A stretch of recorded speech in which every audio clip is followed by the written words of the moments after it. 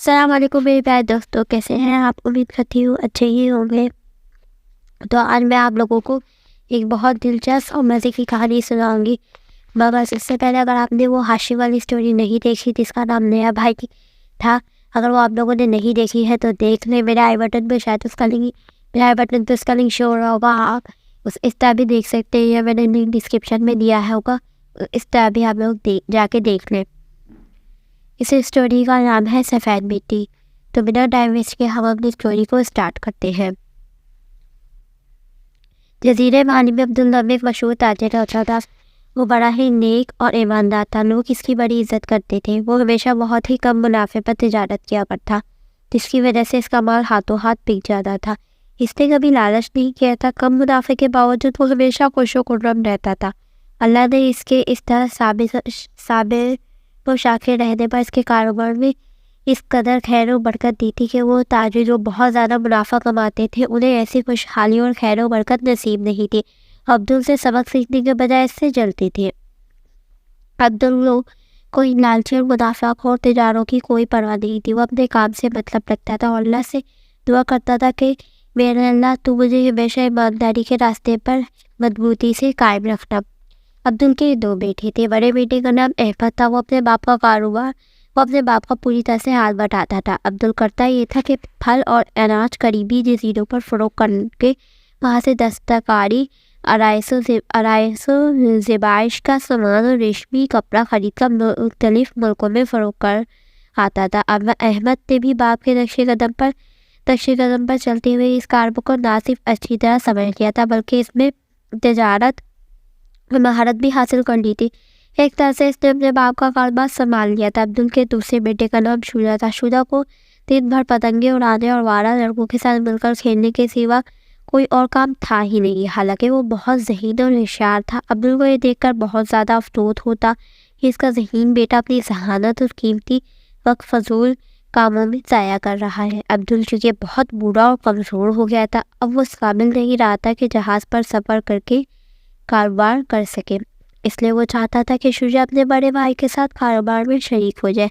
اپنے چھوٹے بیٹے کی طرف سے بڑا فکر مند اور پریشان رہتا تھا۔ اس نے شجاع کو کتنی بار سمجھایا مگر اس کی سمجھ میں باپ کی بات نہیں آتی تھی۔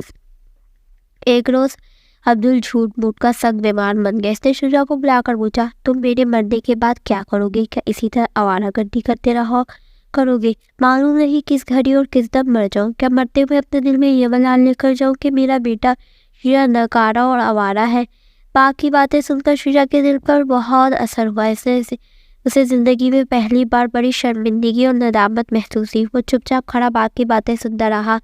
عبدل نے اسے خاموش پا کر سمجھایا، دیکھو بیٹا، اس شخص کی عزت کی جاتی ہے جو محنت کر کے اپنی روزی کماتا ہے۔ اگر تم اسی طرح آوارہ لڑکے بنے رہے تو میرے مرنے کے بعد تمہارا بڑا بھائی تمہیں گھر سے نکال دے گا۔ تم اگر اپنے پیروں پر کھڑے ہو جاؤ گے تو تمہارا بھائی تمہاری دل و جان سے عزت کرے گا۔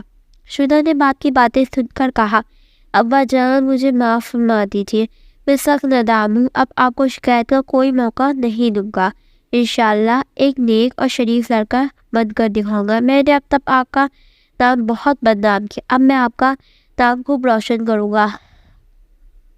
پھر ایک روز شجاع چند ملازم کو لے کر اناج کی بوریاں ایک جہاز پر لدوا کر تجارتی گھر سے چل دیا۔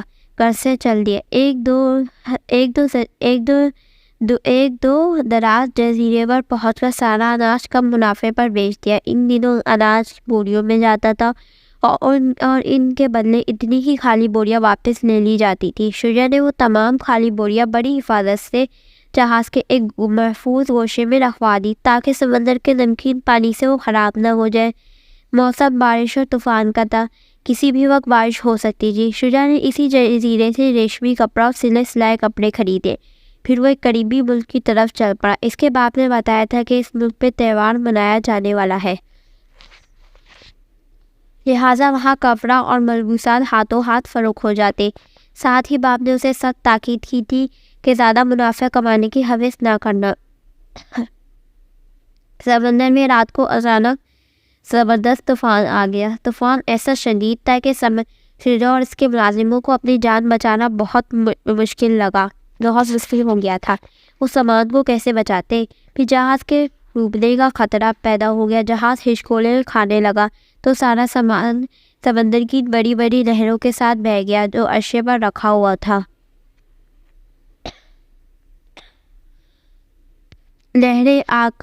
لہریں عرصے پہ آ کر سامان کو اپنے ساتھ لے گئی. صبح کے قریب طوفان تھما تو شجاع نے دیکھا سامان تو بالکل نہیں بچا، البتہ اس کے ملازموں کی جانیں بچ گئی.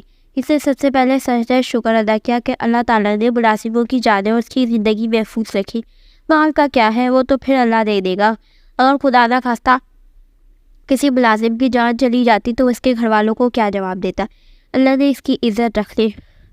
ملازموں نے سامان کے طوفان کی ناظر ہو جانے پر اس سے افسوس کا اظہار کیا تو شجاع نے جواب دیا، میرے باپ نے مجھے نصیحت کی ہے کہ کسی وجہ سے تم کسی امتحان اور آزمائش میں مبتلا ہو جاؤ تو گھبرانا نہیں، اسے اللہ کی مصلحت سمجھنا، بس اللہ کی ذات پر بھروسہ رکھنا اور اس سے دعا کرتے رہنا کہ وہ ہمارے حق میں بہتری کریں. مجھے اپنے سامان کا افسوس نہیں، مجھے خوشی ہے کہ تم سب کی جانیں اللہ نے محفوظ رکھی. وہ 2 دن تک سمندر میں راستہ بھٹکتے رہے، بھوکے پیاسے بھی رہے. انہیں نہ تو کوئی نائل نظر آ رہا تھا انہیں خیر و عافیت سے اپنے وطن پہنچا دے. جہاز ہوا کے رخ پر آپ ہی آپ چلا جا رہا تھا. شجاع اور اس کے ملازم رات ہوتے ہی عرصے پر بھوک و پیاس سے نڈھال ہو کر لیٹ گئے. رات تو کسی نہ کسی طرح کٹ گئی.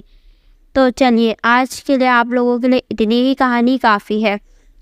اب جب میری نیکسٹ ویڈیو آئے گی تو آپ اس کا سیکنڈ پارٹ اس میں دیکھ لیں گے. یہ بہت دلچسپ اور مزے کی کہانی، آپ اس کا کوئی بھی پارٹ مس مت کیجیے گا. اور وہ نیا بھائی والی اگر اسٹوری آپ لوگوں نے نہیں دیکھی ہے تو اسے بھی دیکھ لیجیے گا، کیونکہ یہ دونوں کہانی بہت دلچسپ ہیں. آپ لوگوں کو بہت مزہ آنے والا ہے. ابھی تو دیکھیے آگے ہوتا ہے کیا شجاع کے ساتھ.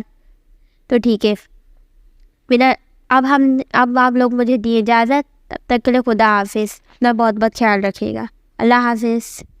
اور میری ویڈیو کو لائک اور سبسکرائب اور شیئر کرنا مت بھولیے گا. لائک کے بٹن کو پیار سے پریس کر دیے گا اور سبسکرائب کے بٹن کو بھی ایک مکہ مار دیے گا.